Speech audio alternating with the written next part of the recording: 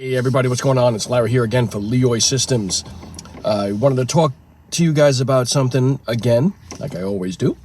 This involves trainers, training studios, and I guess, fitness facilities in general. One of the biggest mistakes anybody in this business can do is to think there's only one way of doing something.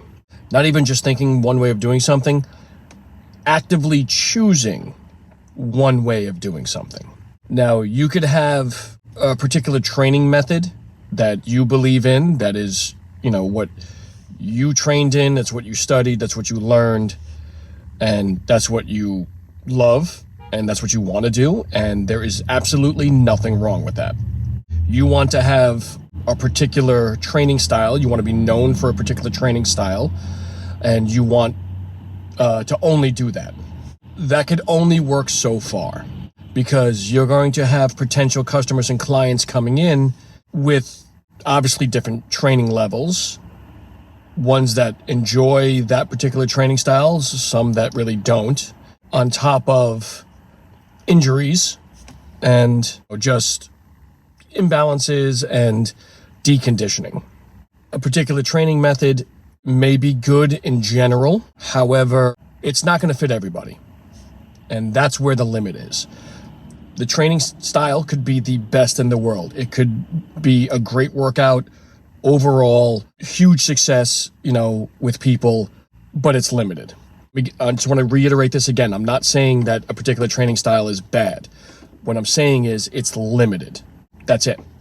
You decreased your potential candidate base by limiting everything to one way of doing something. That's the biggest downfall. And when you're in business, that's the biggest mistake.